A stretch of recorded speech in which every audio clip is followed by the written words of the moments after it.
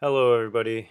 This week we're going to be setting up a new document in Adobe InDesign, and we're going to be making magazine layouts, and you can check out some of the examples to see what we're talking about.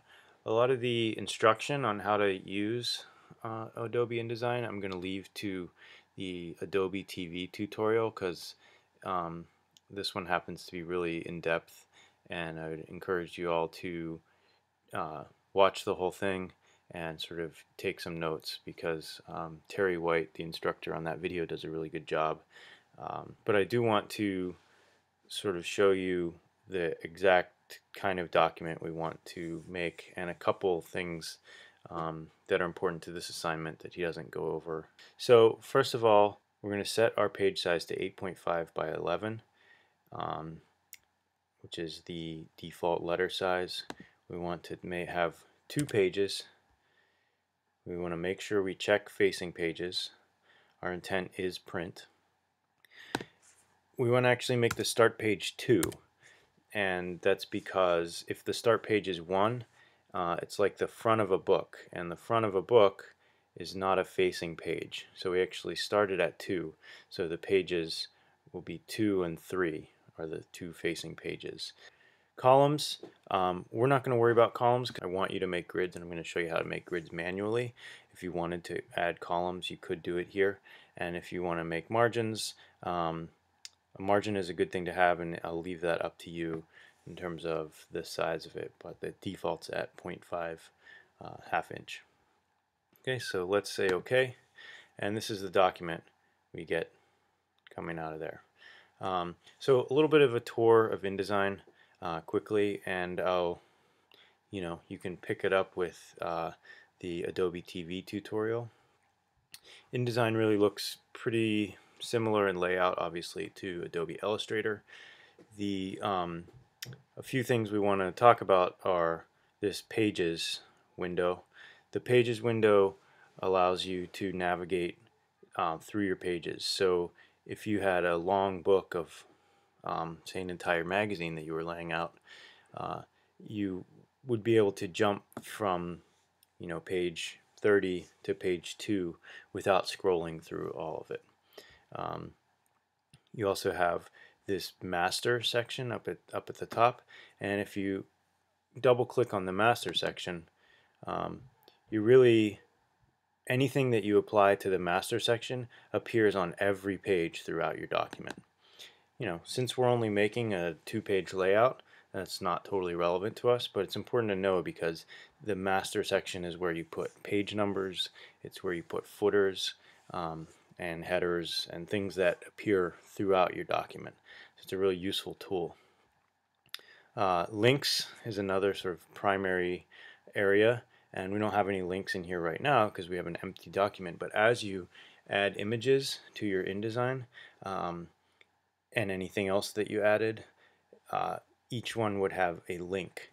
And that's important because similar to Illustrator, images are not actually embedded in InDesign. They appear and they're actually pointers to links.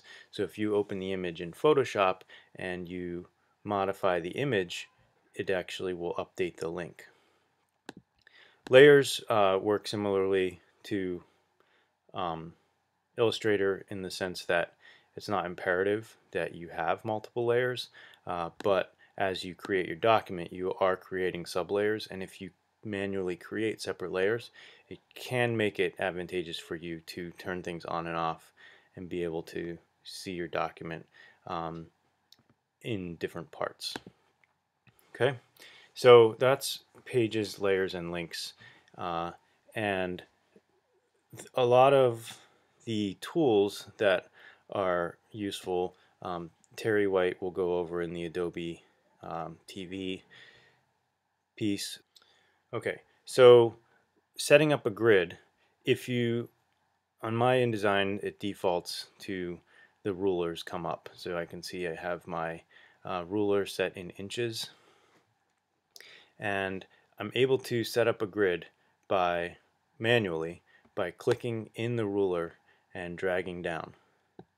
And you can see that I dragged down onto page 2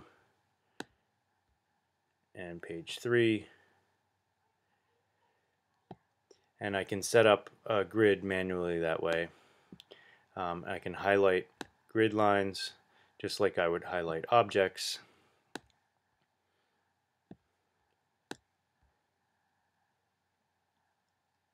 And I can create a grid that way by dragging out grid lines from the side. So if I want to set, grid at 2 inches in on each side,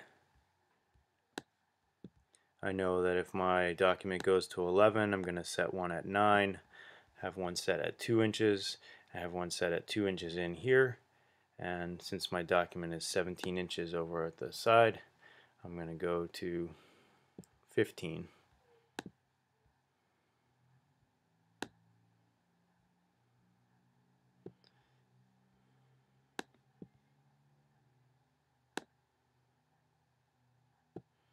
Okay, so there I have sort of a basic grid. Looking at this now, I mean, I think like setting this 3 inches in might actually be a more useful thing. And that's sort of the semblance of a grid you might start working with. And we're going to read about grids. I have it open in my browser here. This is one of our readings. It's just a link that I want everyone to sort of check out and think about. It gives a lot of examples of specific grids, and we talk about the rule of thirds, which if you've taken any other digital media classes, or you're have any experience with filmmaking or photography, you've heard of. And there's a lot of information in terms of thinking about how grids work conceptually. So, but ultimately, when we're determining the grid layout, it's creating a structure for you to plug your content into. And for this first piece that we're doing, I want you to think about the kind of content you want, think about a grid that works for you, and employ it in your design. And you don't necessarily have to try a specific style of grid, but it's important to understand how they work. So that's how we make grid lines, using the ruler and manually making them. Right now I want to jump over to, well, quickly, since I have the browser open, this is the tutorial that we're talking about, how to get started with Adobe InDesign, 10 things beginners want to know how to do. Most of those 10 things you will do in this assignment. So I encourage people, this is like a half an hour video, watch the whole thing.